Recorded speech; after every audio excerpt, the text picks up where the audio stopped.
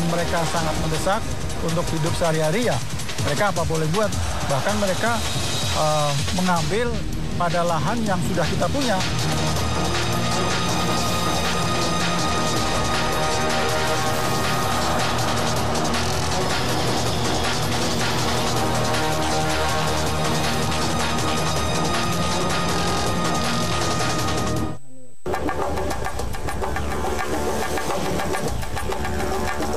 Dahulu Kabupaten Kebumen bernama Panjer. Asal kata Kebumen diyakini untuk menghormati tanah Panjer yang menjadi rumah Kiai Bumi dari Mataram. Namun lebih jauh lagi, secara harfiah Kebumen berarti kebumian. Adalah batu-batu raksasa dan tak biasa inilah yang menjadi kekayaan bumi Kebumen. Ya, daerah Karangsambung di salah satu sudut Kebumen memiliki lempengan batuan purba yang jarang ditemui di belahan bumi manapun. Siapa sangka, Kebumen yang kaya akan sawah juga memiliki kekayaan geologi. Batu dengan bentuk tak biasa ini sudah berusia puluhan juta tahun. Ibarat kotak hitam sebuah pesawat, Karangsambung menjadi saksi sejarah terbentuknya Pulau Jawa di masa lalu. Sayang, tak semua sependapat menjaga harta tak bernilai ini. Sudah sejak lama bagian situs Karangsambung kerap ditambang warga. Warisan dunia yang seharusnya lestari harus tergerus perut warga yang lapar. Sebagian penambang yang sudah paruh baya seakan tak peduli betapa langka batu di Karangsambung ini. Ya, misalnya batuan di Karangsambung ini cukup purba dan juga memiliki kekerasan di atas rata-rata. Dan karena kerasnya itu banyak warga yang menambang batuan di Karangsambung ini. Nah, saya akan melihat langsung dan mencari tahu alasan mereka menambang di tempat ini dan juga apa akibatnya menambang batu yang sangat langka ini. Dahulu lembah tempat mereka bekerja ini adalah gunung, namun sekarang sudah tinggal setengahnya. Kekuatan tangan masih menjadi andalan pencari batu. Dengan alat yang serba manual memang butuh banyak waktu untuk mendapatkan jumlah yang setimpal. Namun tetap saja, setiap hari ditambang, batuan purba ini pasti akan habis juga. Penambang sama sekali tak ambil pusing atau mungkin mereka tak paham akan langkanya batuan yang mereka jual. Yang pasti, batu Karangsambung ini teramat istimewa karena lebih keras dari batu pondasi pada umumnya. Tak heran untuk membelahnya saja perlu kemahiran khusus. Tak cukup 1-2 pukulan untuk membelah batu berukuran besar. Batu purba ini benar-benar keras. Puluhan tahun mencari batu di kaki Gunung Parang masih saja membuat tubuh renta penambang cukup kewalahan. Apalagi saya yang baru mencoba memecah batu di tempat ini. Bukan cuma butuh tenaga yang lebih, namun juga keberanian tersendiri mengambil batu di Karangsambung. Tinggi tebing ada yang mencapai lebih dari 25 meter. Tanpa pengaman sedikit pun, penambang berdiri di tebing yang miringnya hampir tegak lurus dengan mereka. Tanpa khawatir mereka mengolah batu besar dengan besi panjang. Berani menjadi modal utama mereka naik ke tebing. Sayang, tak ada cukup ruang untuk saya ikut di samping penambang. Hanya melihatnya saja, saya tahu ini pekerjaan yang berbahaya. Berdiri di tebing yang benar-benar curam, tanpa pengaman, cuma mengandalkan tapak kakinya aja sama pegangan dia di besi. Kalau nggak hati-hati bisa jatuh tiba-tiba. Ya Pak ya. Warga membutuhkan waktu hingga 2 hari untuk melubangi hingga 2 meter dalamnya. Belum lagi bahaya yang mereka hadapi di atas tebing. Namun, saya terlanjur penasaran melihat penambang mengambil batu dari atas tebing. Sedikit nekat saya ikuti cara mereka naik ke tebing. Tambang usang menjadi pengantar saya naik ke atas. Perlahan tapi pasti, saya merambat naik. Batuan yang curam dan licin benar-benar membahayakan. Membawa badan setinggi lebih dari 20 meter ini benar-benar tidak mudah. Hanya mengandalkan otot tangan untuk sampai ke atas. Tidak ada alasan kelelahan saat di tengah-tengah tebing. Salah langkah, batu besar menanti di bawah sana. Dengan sisa tenaga, akhirnya saya sampai ke atas tebing Gunung Parang. Setengah kelelahan, saya masih harus mencari tahu pekerja melubangi batu. Ternyata tak mudah juga melubangi batu purba ini. Baru beberapa kali menumbuk, tenaga saya sudah terkuras. Ya, batu purba ini memang tak seperti batu lain yang pernah saya temui. Batu ini, batuan yang sangat langka. Usianya udah diperkirakan hampir 30 juta tahun. Namanya batu diabas. Dan diperkirakan ini cuma ada di Kebumen di seluruh Pulau Jawa dan mungkin di Indonesia. 30 juta tahun bukan waktu yang sebentar bagi batuan. Tak heran batu karang sambung menjadi incaran. Sepintas batu diabas ini memiliki corak seperti batu biasa. Namun jika dilihat lebih seksama, permukaan batu ini lebih kasar dan berbintik. Diabas merupakan batuan beku atau batu hasil magma yang mendingin dan mengeras. Hampir seluruh tebing Gunung Parang ini merupakan kekayaan batu diabas. Tak heran, saya kesusahan melubangi batu diabas ini. Saat masih penasaran melihat pekerjaan penambang, saya terpaksa berhenti. Hujan hari ini terlalu deras untuk dilawan. Berada di tebing curam ini menjadi 2 kali lipat bahayanya jika dipaksakan untuk bekerja. Namun, saya pun harus ekstra hati-hati untuk pindah ke tempat yang aman. Jalan satu-satunya adalah terus naik hingga ke puncak tebing.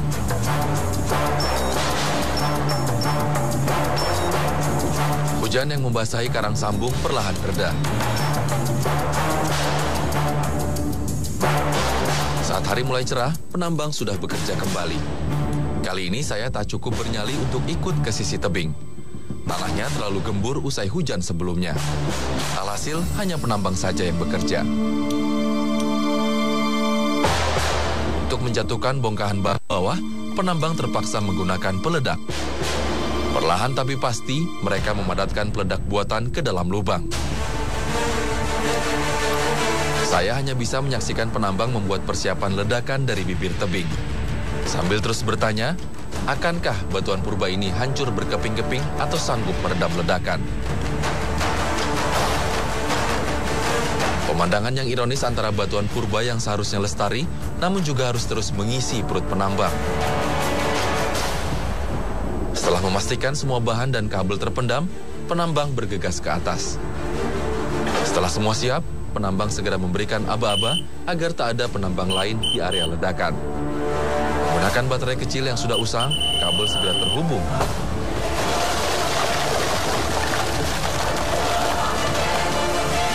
Mencari batu di karang sambung ini sungguh tidak mudah. Medan kerja yang berbahaya dan pekerjaan yang juga beresiko. Namun lebih miris lagi setelah tahu penghasilan yang penambang dapat setiap harinya. 3 ledakan ini sungguh berharga sangat murah. Kalau misalkan tadi dalamnya 1 meter itu ya, 1 meter itu dapat berapa uangnya? Ya berapa itu ya cuma 25. Satu ledakan? Iya, di satu meter titik kan lah. iya. Itu tadi ada 3 titik yang dihancurkan. Itu berarti dapat 75? Ya berapa tuh ya, kali paling 75 lah. 75.000? Perih rasanya mendengar jeritan hati para penambang. Mencari batu yang begitu berbahaya dengan hasil yang minim. Mereka pun sebenarnya tak pernah bermimpi menjadi pencari batu. Namun, nasib berkata lain. 2 hari pekerjaan mereka hanya dihargai kurang dari Rp100.000. Sedikit harapan mereka adalah mendapatkan kerja yang lebih baik. Namun sayang, pemerintah tak pernah hadir untuk penambang. Sedangkan permintaan batu terus berdatangan. Bapak tahu nggak Bapak ini batuan tua yang sebenarnya sayang untuk diambil gitu? Yang nggak boleh itu yang mana sebetulnya? Ya itu sih yang ya boleh aja, yang nggak boleh itu yang punya LIPI. Yang sebelah sana. Oh ini masih Itu hak negara. Negara. Itu warga pun nggak akan ngambil ke sana-sana. Selama tak ada pilihan lain, penambang masih harus bermain dengan bahaya. Mereka sadar namun tak bisa berbuat banyak. Bagi sebagian orang, batu-batu ini ada untuk dilestarikan. Namun bagi para penambang, batu ini adalah pemberian bumi untuk dimanfaatkan.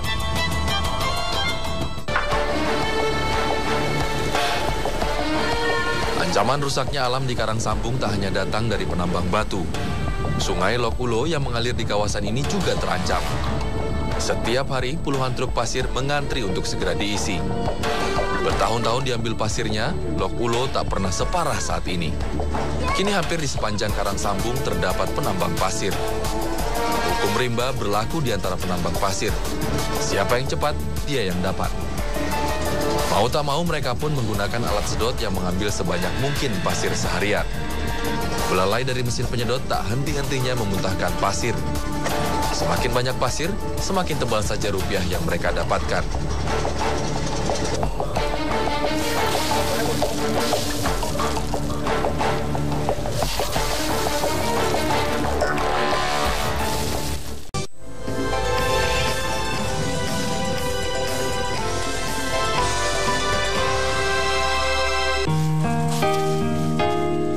Sejak maraknya penambangan dengan mesin sedot, penambang pasir manual tidak kebagian rezeki. Pasir Lok Ulo yang dahulu melimpah, kini tak tersisa bagi penambang manual. Pasir halus Lok Ulo sekarang lebih banyak batunya. Penambang pun harus lebih sabar untuk mendapatkan rezeki di tempat ini. Beruntung, kualitas pasir Lok Ulo sudah terkenal. Pembeli pun masih mau bersabar. Sejak pagi berendam di sungai, Sidah belum juga mendapatkan hasil yang diharapkan. Pasirnya lebih banyak berisi batu. Berendam di sungai seperti ini bukan pekerjaan mudah, apalagi buat tubuhnya yang mulai rentah. Dulu Sidah cukup berendam setengah hari, sudah dapat banyak hasil. Kini seharian di dalam air, hasilnya masih saja kurang. Beda enggak hasilnya kalau Bu antara yang pakai mesin sama yang enggak pakai mesin? Ya banyak bedanya ya. Bedanya kalau yang mesin dapat berapa truk, kalau saya kan dari pagi cuma 2 kol. 2 kol. Kalau yang lain pakai mesin Ibu 2 kol, yang lain dapat berapa yang pakai mesin? Ya 3 truk atau 4 truk kalau ada hasilnya gitu. Oh, lebih cepat yang itu ya, kalah yang pakai tangan. Banyak kalah juga nggak? Iya. Pemerintah ternyata sudah melarang penggunaan alat sedot, namun tetap kewalahan menghentikan penambang nakal. Setiap berapa bulan sekali itu, atau mungkin kadang-kadang Satpol itu ada mengadakan sidak.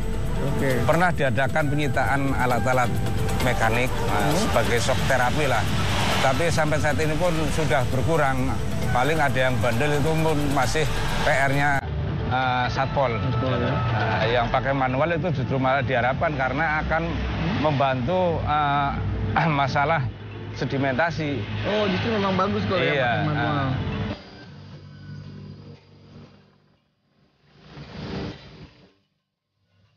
Melihat ancaman di Karang Sambung, tak lengkap rasanya jika tak mendalami kekayaan geologi tempat ini. Bersama beberapa mahasiswa, saya ikut meneliti ke situs yang tersebar di lahan seluas 22.000 hektar. Akhirnya kami sampai juga di situs Igir Sambeng. Saya bisa melihat singkapan batu luar biasa. Berbentuk lapisan hasil endapan magma di bawah laut. Ini adalah batu rijang. Lapisan berwarna merah merupakan batu gamping. Yang berwarna gelap adalah batu rijangnya. Bagi para mahasiswa, ini merupakan harta luar biasa di dunia geologi Indonesia. Batuan seperti ini kemungkinan besar hanya ada di Karang Sambung di seluruh Asia Tenggara. Selain karena sulit ditemukan di tempat lain, batu rijang semakin istimewa karena seharusnya batu ini tak ditemukan di daratan.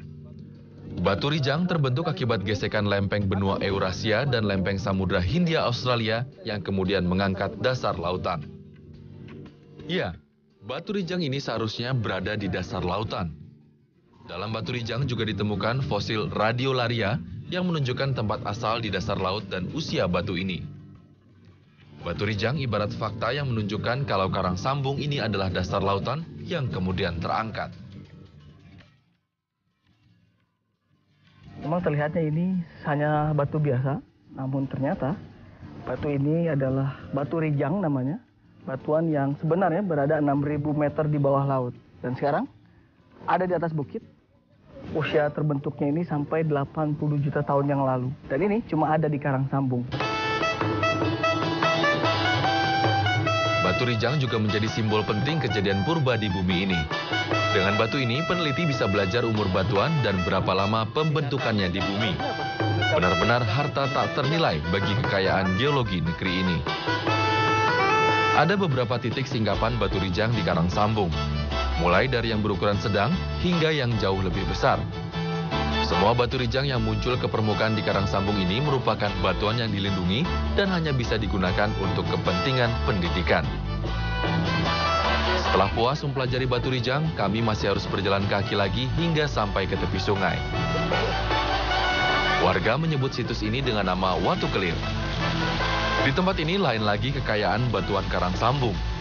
Bersama singkapan batu rijang, pada situs ini ada batu yang bentuknya juga tidak biasa. Batuan purba yang juga menjadi aliran air ini adalah lava bantal. Seperti namanya, lava bantal ini berasal dari lelehan magma yang kini sudah mengeras menjadi batu. Perkiraan usia lava bantal ini juga sama tuanya dengan batu rijang. Pembentukannya dimulai sejak 80 hingga 100 juta tahun yang lalu. Di Pulau Jawa hanya ada 2 lava bantal yang terlihat di permukaan. Selain di Karang Sambung, juga ada di Pelabuhan Ratu, Jawa Barat. Jika masih belum cukup tua, masih ada singkapan lain yang usianya jauh lebih tua. Letaknya juga di tepi sungai. Usia batu ini diperkirakan 120 juta tahun. Namanya batu sekismika. Batu ini adalah batu tertua yang pernah ditemukan di Pulau Jawa. Tak heran, banyak peneliti yang menyebut sekismika ini adalah lantainya Pulau Jawa. Singkapan lantai Pulau Jawa ini hanya ditemukan di Karang Sambung. Tak terbayang betapa istimewanya tempat ini.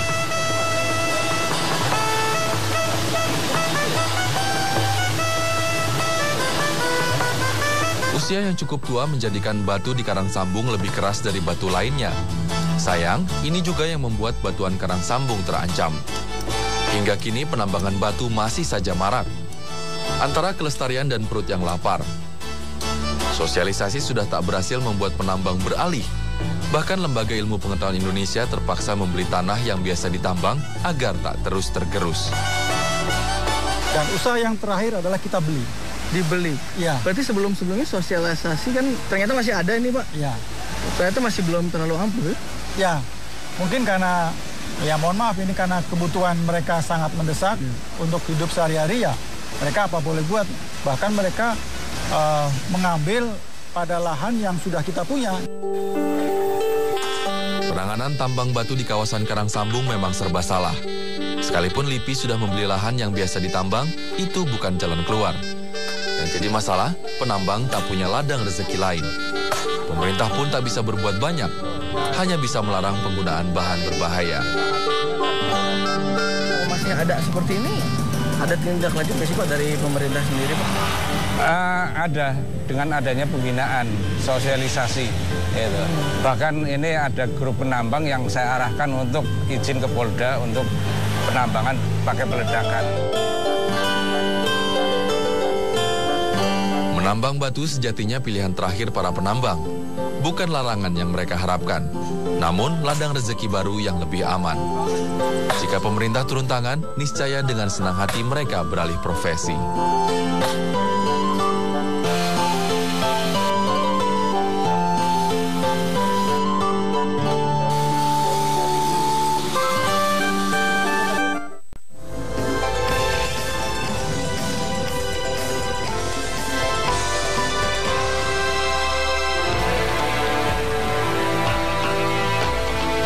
Saat pemerintah daerah masih kesulitan mencari jalan keluar, LIPI sudah memulai perubahan.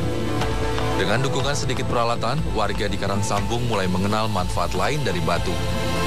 Kesibukan di bengkel sudah mulai sejak pagi dan akan terus sibuk hingga pukul 4 sore nanti. Batu-batu yang sudah tidak terpakai atau menjadi sampah di sungai akan diolah menjadi barang yang lebih berharga di tempat ini. Masing-masing pengrajin sudah bekerja di posnya masing-masing. Pertama-tama, batuan yang tak simetris dipotong menjadi beberapa bagian. Setelah mulai terbentuk, pengrajin lain siap memolesnya. Batu yang masih besar kemudian dipotong lagi menjadi ukuran yang lebih kecil lagi. Dalam sehari mereka bisa membuat puluhan souvenir dari batuan alam. Siapa sangka pengrajin batu alam ini adalah warga sekitar Karang Sambung. Mereka adalah mantan penambang yang kini beralih pekerjaan menjadi pengrajin. Pekerjaan yang tanpa modal dan keahlian di sungai terkadang cukup menggiurkan. Hebatnya, mereka memilih jadi pengrajin walaupun bukan tanpa hambatan. Tapi Bapak sendiri emang pengen beralih dari pasir, dari batu, emang Bapak pengen? Iya, pas kebetulan kita ada niat, tapi di LIPI di sini ada, jadi kita minat untuk pindah kali. Pindah. Cuma kan kita sistem pemasarannya yang masih susah. Kenapa pemasarannya, Pak? Ya karena kan hanya sesuai pesanan. Setelah terbentuk, batu ini masih harus dihaluskan lagi. Tentu ada bagian tersendiri yang akan mengolah. Kali ini, saya ikut coba menghasilkan serpentinit. Peralatan menjadi modal penting bagi pengrajin batu. Walau tak bisa sekaligus mengalihkan pekerjaan menambang, namun usaha ini patut diacungi jempol. Hingga kini, baru ada 20 warga yang ikut pelatihan menjadi pengrajin batu. Tahun ini rencananya akan ada 40 penambang lagi yang akan ikut pelatihan dari LIPI. Pekerjaan seperti ini tentunya lebih ramah lingkungan dibandingkan dengan menambang. Setelah semua bagian selesai, sekarang tinggal bagian paling menyenangkan dari membuat souvenir ini. Dari batuan tak jelas rupa, kini sudah menjadi plakat yang istimewa. Kalau sudah begini, batuan pun jadi lebih mulia.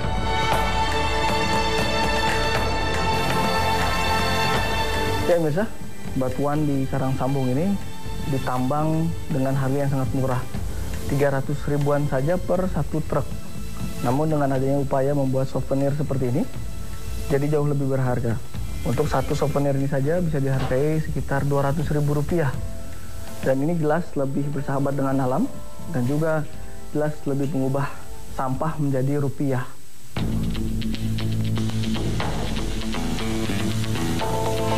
Selain souvenir, masih banyak hasil lain yang dibuat dari sampah batu.